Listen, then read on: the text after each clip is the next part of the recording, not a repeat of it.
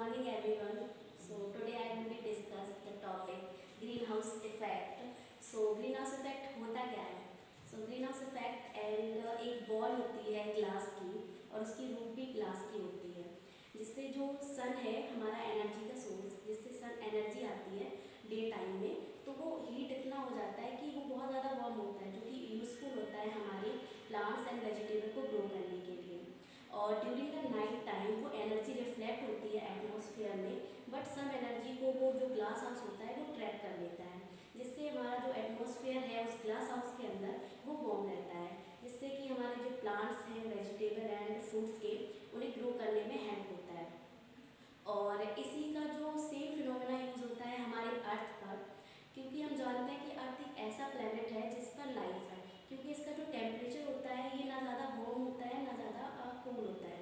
सो अर्थ एक ऐसा प्लेनेट है जिसमें हम रह सकते हैं और हम सर्वाइव भी कर रहे हैं।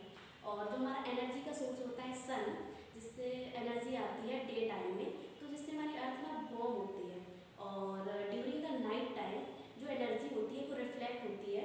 सो कुछ एनर्जी को ग्रीन हाउस गैसेस द्वारा ट्रैप कर लिया जाता है और वापस अर्थ में भेज देते हैं, जिससे कि हमारा अर्थ का टेम्परेचर है वो मिनिमाइज बना रहता है रात को, ना तो ज़्यादा फ्रीजिंग होता है ना तो ज़्यादा वार्म होता है।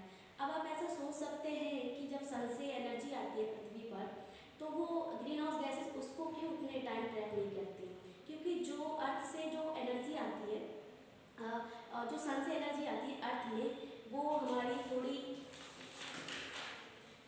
ना विजिबल स्पेक्ट्रम से आती है, जिससे वो एनर्जी को ट्रैप नहीं करता है। और जो पृथ्वी से एनर्जी जाती है वो हमारी अल्ट्रावायलेट रेड्स होती है, इंफ्रारेड, उस रूप में जाती है। इस वजह से वो हमारी ग्रीन हाउस गैसेस है उनको ट्रैप कर लेती हैं। और जो ग्रीन हाउस गैसेस होती हैं उनके बारे में हम जान लेते हैं। सो कार्बन डाइऑक्साइड है, और नाइट्रस ऑक्साइड, मीथेन और वाटर वेपर, जो कि बहुत ही ज़्यादा हार्मफुल है हमारे लिए, और क्लोरोफ्लोरोकार्बन, जो कि हमें प्राप्त होती है रेफ्रिजरेटर से और फ्रिज से और एयर कंडीशनर से। और जो कार्बन डाइऑक्साइड है ये ड्यू टू द मिलती है हमको डिफॉरेस्टेशन से, और जो हम जंगलों की कटाई करते हैं उनको जलाते हैं, इस वजह से हमें प्राप्त होती है। व्हीकल द्वारा जो निकलता है धुआं, उससे भी हमें ये प्राप्त होती है, और जो कि बहुत ही ज़्यादा हार्मफुल है। और ग्रीन हाउस गैसेस के बारे में हम ये जानते हैं कि वो मतलब एक मिनिमम क्वांटिटी में रहे तो वो हमारे लिए सही है, बट नासा की रिसर्च के अनुसार ये डे बाई डे इंक्रीज़ हो रही है, जो कि हमारी लाइफ के लिए बहुत ही ज़्यादा हार्मफुल है।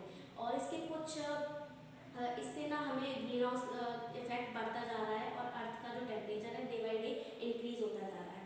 सो इसके हम कॉज और इफेक्ट्स जान लेते हैं। तो इसके कॉज हैं डिफॉरेस्टेशन, हम जंगलों की कटाई करते हैं, और बर्निंग द फॉसिल फ्यूल्स और फार्मिंग। तो ये हमारे लिए ना बहुत ही ज़्यादा हार्मफुल है, हमें वनों की कटाई करनी चाहिए। जैसा कि आप देख सकते हैं सन से जो एनर्जी आती है 56% कार्बन डाइऑक्साइड है, और भी गैसेस हैं जो हमारे लिए हार्मफुल हैं, और जिससे ना हमें ग्लोबल वार्मिंग होती है। और during the depletion of ozone layer हमारी अल्ट्रावायलेट रेज जो सन से आती है उससे हमें हमारी बॉडी को बचाती है।